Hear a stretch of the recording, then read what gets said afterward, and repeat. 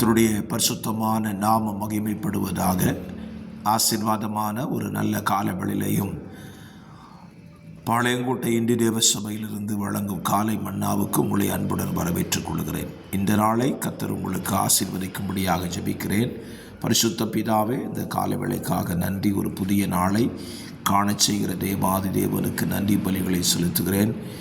இந்த புதிய நாளையும் உடைய பிள்ளைகளுக்கு ஆசீர்வாதமாய் நன்மையாய் மாற்றி கொடுங்க. இந்த நாளிலே தங்களுடைய பிறந்த நாளை, திருமண நாளை சந்திப்பார்களானால் கர்த்தர் அவர்களுக்கு தேவையான ஆசீர்வாதங்களை கொடுத்து இந்த நாளை நீர் ஆசீர்வதிக்க வேண்டுமா நாங்கள் ஜெபிக்கிறோம். கர்த்தருடைய கிருபைக்குள்ளே எல்லாரையும் நீர் மறைத்துக் கொள்ளும்.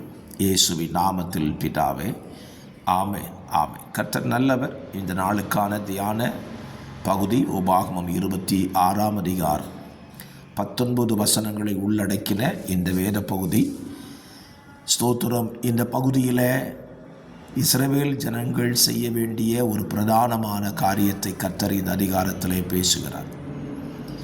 அவர்களுக்கு தேவன் கொடுத்த வாக்குத்தத்த பூமியிலே சேரும் பொழுது அந்த பூமியிலிருந்து அவர்களுக்கு கிடைக்கிற ஆசீர்வாதத்தின் முதற் பலனை கர்த்தருடைய சந்நிதிக்கு கொண்டு வந்து செலுத்த வேண்டும். அப்படி கொண்டு வருகிற முதற் பலனிலே அவர்களின் வாழ்க்கைக்கு தேவைப்படுகிற எந்த காரியத்திற்கும் பயன்படுத்தக்கூடாது என்று சொல்லுகிறார். 14ஆம் வசனத்திலே துக்கம் கொண்டாடும் போது அதில் புசிக்கக்கூடாது, தீட்டான காரியத்திற்கு அதில் ஒன்றும் எடுக்கக்கூடாது, இளவு காரியத்திற்காக அதில் ஒன்றும் படைக்கவும் கூடாது என்று சொல்லுகிறார். இன்றைக்கும் தசமபாகம் என்று சொல்லுகிற காரியத்திலே ஆண்டவருடைய பிள்ளைகளுக்கு இருக்கிற அலட்சியம் என்பது அதிகம்தான்.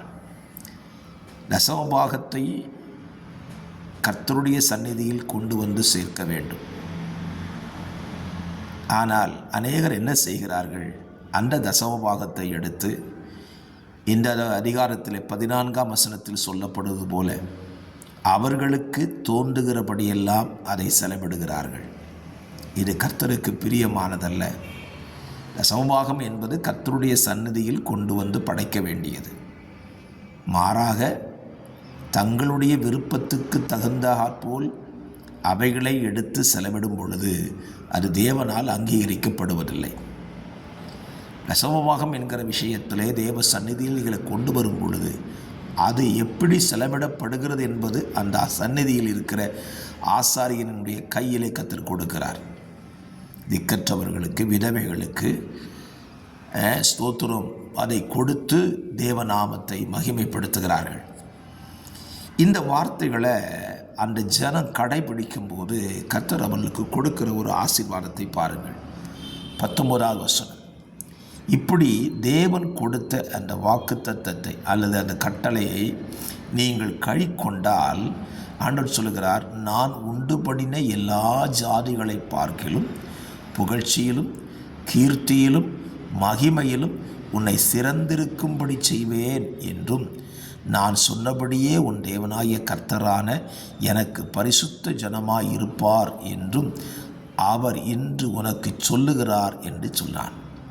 அவ்வளோ பெரிய ஆசீர்வாதம் பாருங்கள். கர்த்தர் சொன்ன கட்டளைக்கும் கற்பனைக்கும் கீழ்ப்படிந்து அதை கை கொண்டு நடந்தால் எல்லா ஜாதிகளை விட புகழ்ச்சியிலும் கீர்த்தியிலும் மகிமையிலும் உன்னை சிறந்திருக்கும்படி செய்வேன் என்று சொல்லுகிறார். அப்படியானால் தேவன் நமக்கு இதை செய்ய வேண்டுமானால் நாம் தேவனுக்கு செய்ய வேண்டியது அவர் விதித்த கட்டளைகளையும் கற்பனைகளையும் கை கொள்ள வேண்டும். இதில் எந்த விதமான மாற்று வழிகளையும் நாம் தேட வேண்டாம். தசமபாகம் என்பது கர்த்தருடைய சந்நிதியில் வரட்டும். சந்நிதியில் கொண்டு கொடுக்கும்போது அதில் ஒரு பங்கை கூட நாம் எடுத்துக்கொள்ளாதபடி முழுமையாய் அது கர்த்தருக்கென்று செலவிடுவோம். அது நிமித்தம் வரக்கூடிய ஆசீர்வாதங்களை தேவனுடைய கரத்தில் நாம் என்ன செய்வோம்?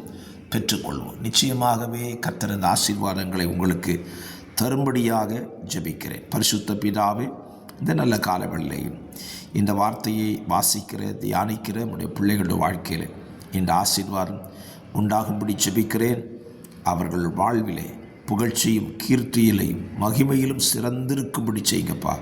கர்த்தருடையதை கர்த்தருக்கு செலுத்தி இந்த ஆசீர்வாதங்களை பெற்றுக்கொள்ள உதவி செய்யும். வார்த்தைகளை கேட்கிற நம்முடைய ஜனத்தை ஆசீர்வதியும்.